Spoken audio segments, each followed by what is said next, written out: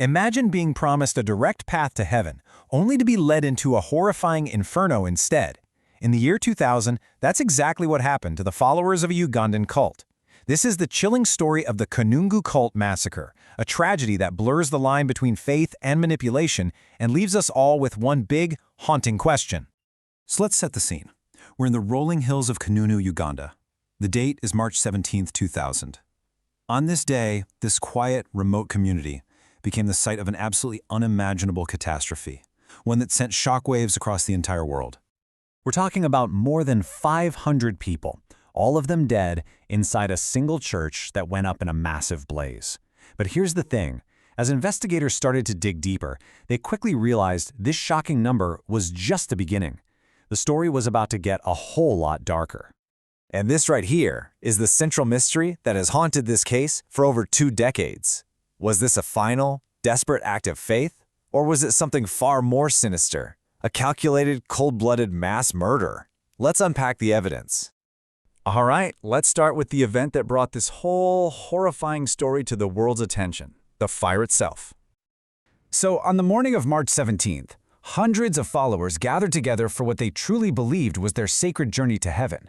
But at around 10:15 a.m., a powerful explosion just ripped through their church. And this is the most chilling detail. Investigators discovered that the windows and doors had been boarded shut from the outside. There was absolutely no escape. The first people to arrive on the scene were local villagers, and they described an absolutely apocalyptic nightmare. One account really captured the horror, saying the aftermath was horrific. Thick smoke, the smell of burning flesh. They were completely powerless to help the hundreds of people trapped inside. So how in the world did hundreds of people end up locked inside a burning church? To even begin to understand that, we have to go back. We have to look at the group that brought them all there. This was the movement for the restoration of the 10 Commandments of God. It started back in 1989 as this sort of breakaway Catholic sect. It was built on 2 core beliefs. First, that the 10 Commandments had to be followed with absolute, unwavering strictness. And second, that the apocalypse was coming, and it was coming very, very soon. Now, the movement was led by this really unlikely pair.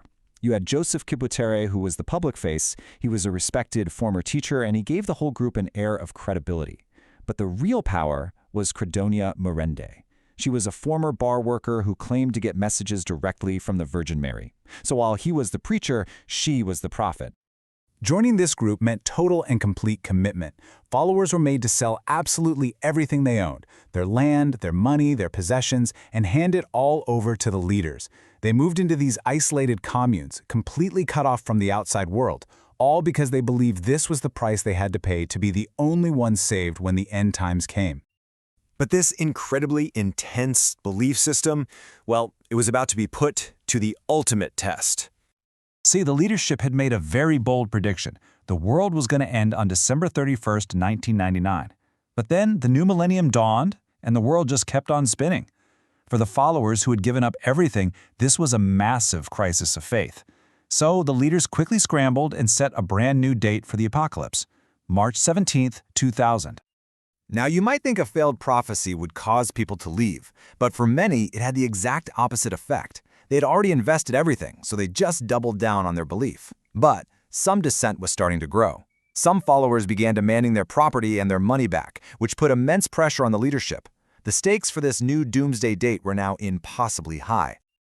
While the world was reeling from the news of the church fire, police investigators on the ground were about to discover that this tragedy was far, far worse than anyone could have possibly imagined. The initial theory was a tragic mass suicide.